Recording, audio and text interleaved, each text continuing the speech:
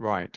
So we've set the recording and I will begin because although some people haven't come on yet, I'm assuming they're going to want the recorded version later on. So we shall crack on. Right. So today's webinar, run by It's Settled by Credebt and myself, Glen Morgan, is about umbrella companies, what recruitment agencies should be reviewing now. Now, quite a lot of you will probably already know quite a lot of this legislation that has come in, but I will run through it very quickly anyway. So, agenda for today. Introduction, what's changed recently, why this matters, and the uncomfortable reality of what this does to businesses. The three real risks, what we're seeing in the market, very brief case study, and then practical steps to take forward. So, who am I? Glen Morgan, founder of Credebt and It's Settled. Credebt has been established since 2009 and It's Settled since 2019. We are specialists in working capital management, credit control, and collections management. I'm a specialist member of the Institute for Turnaround. I'm a fellow of the Chartered Institute of Credit Management. Credebt and It's Settled are associate members of UK Finance. And in a previous guise, many years ago now, I was advisor to the parliamentary review on late payments, which obviously went quite well because they've just changed the legislation on it after many years. So our mission as a business is that we believe no business should fail just because it struggles to get paid on time every time.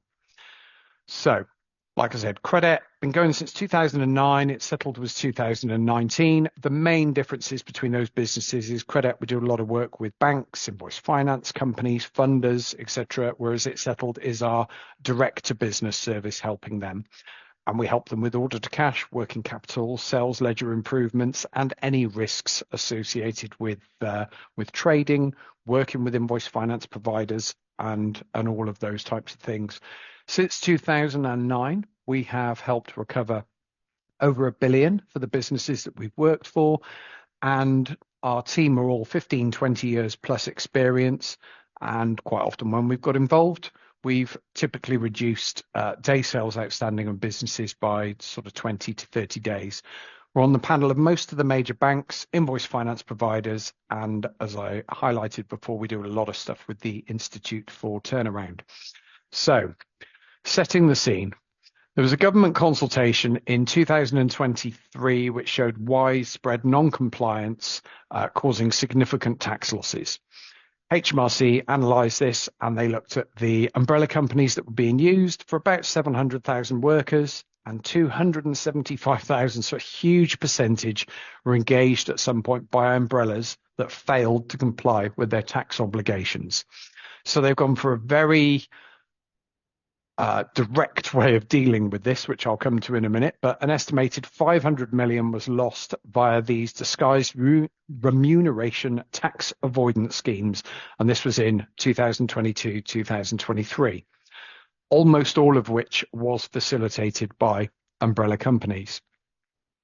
So from April 2026, been live just coming up to a month now, HMRC are making agencies that use umbrella companies be directly responsible for the correct tax and NIC being deducted. And more importantly than that, if an umbrella company fails to comply with their tax obligations as such, then the business using them could be directly responsible for that tax to be paid should it need to be. So the aim of it is to close the tax gap by protecting taxpayers from losses caused by fraudulent activities of some umbrella companies, and to prevent workers facing large unexpected bills for taxes not paid to HMRC by non-compliant umbrella companies, and to ensure that the temporary labour market operates fairly by preventing fraudulent operators undercutting compliant businesses that operate within the rules. So, how has that responsibility shifted? As I just highlighted, the PAYE and NIC liability now rests with the agency, and it can even rest with their clients as well. Responsibility cannot be outsourced. Sorry, just admitting one more person. Responsibility cannot be outsourced, and the buck rests with the agency. Umbrellas can still be used, but the risk sits with the business. Now, anyone who's done any research can see you look on HMRC, do they have a preferred list of umbrellas? No, they won't give you that. They've outsourced it to another firm who another body as such, and you need to check on their site to see if the umbrella you're using is fine. Lots of umbrella insolvencies over the last few years. So HMRC have put a blacklist on there, but they just haven't put a preferred list that you should be using. So lots of research needing to be done with the ones that you're likely to use. So the uncomfortable reality now is that it's not just about compliance as far as HMRC are concerned. There is liability risk, increased payroll exposure, greater scrutiny from funders, and I'll come to that in a moment. Impact on your working capital because of that.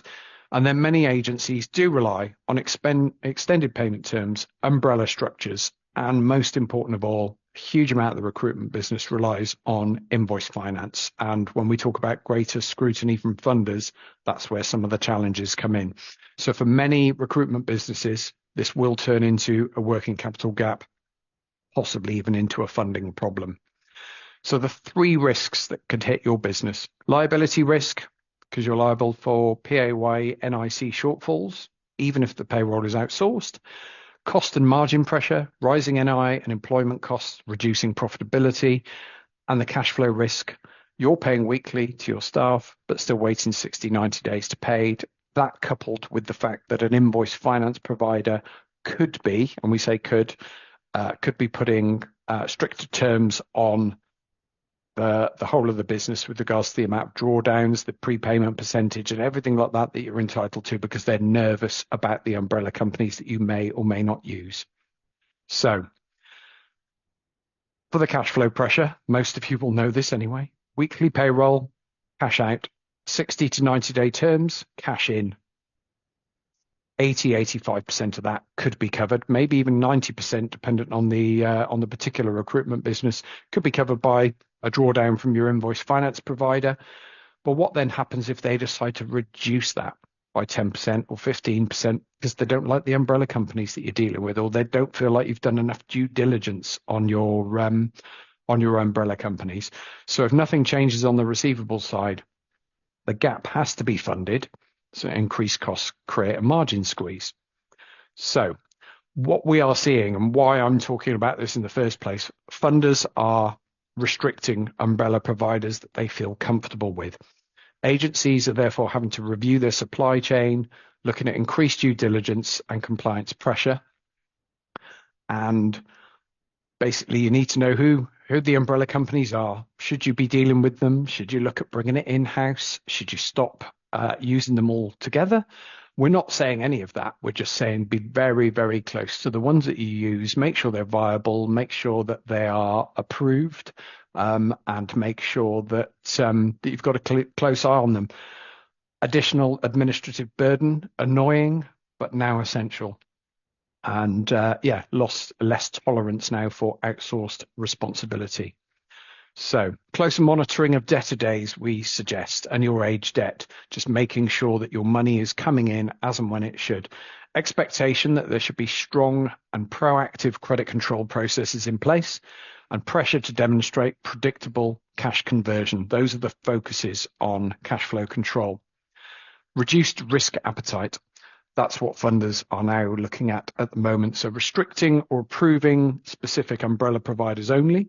Increased caution on funding payroll with payroll-heavy models, and more selective lending decisions. They want clear visibility of the payroll exposure. They want to know that you've got robust credit control and collections performance that will minimize the risk of the whole process and reduce reliance on extended debtor days. Evidence of active risk management. So what's your due diligence policy for the umbrella companies that you deal with, if you deal with them? So this is a case study for a business that we helped years ago, and they were a bit ahead of their time, to be honest, because they used the additional money that was generated to move away from using umbrellas because they were getting a bit nervous about using umbrellas. And not long after they moved away, one of their umbrellas failed. So in hindsight, it was great. But anyway, the way we'd help them is they had a significant amount of their ledger was overdue, so old that the invoice finance provider would not fund it anymore. It had gone into their recourse period. So they had this 3.3 million sat there, which was, a huge amount of the ledger, nudging up towards 50%, outstanding, not being chased, understaffed for credit and collections, and 750 plus debtors. So a lot of hard work needed to get it up to scratch. So we took over the collections.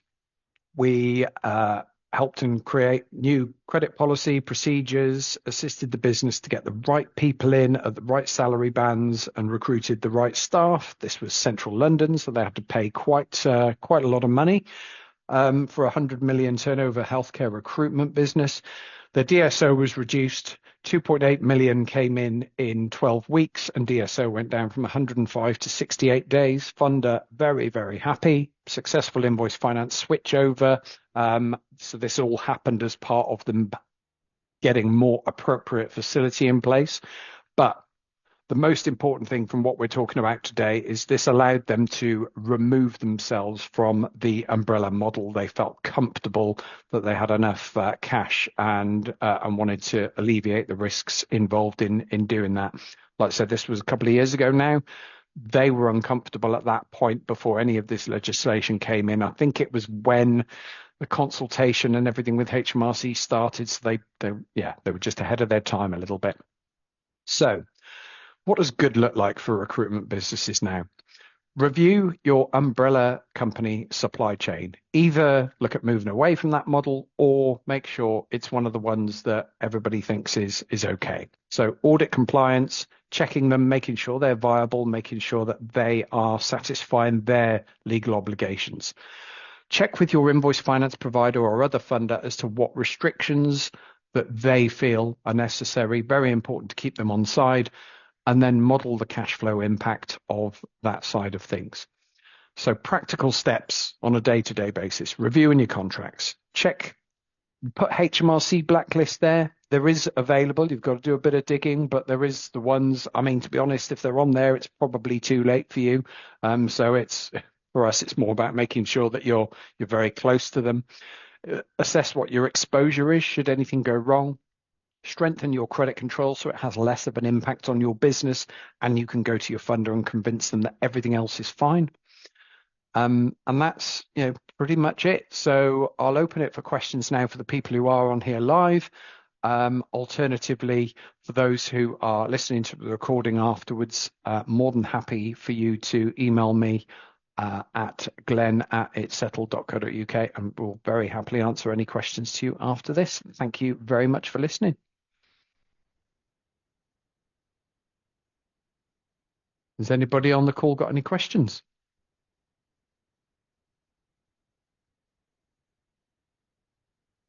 Okay. In that case, as I said, get in touch. There's my email, phone number, website, anything you want to discuss with regards to anything that we've discussed today, or anything to do with the recruitment industry, with umbrellas, with anything to do with working capital, order to cash, any of those things, please get in contact. Always here and ready to discuss with you. Thank you very much for listening. Have a great rest of the day.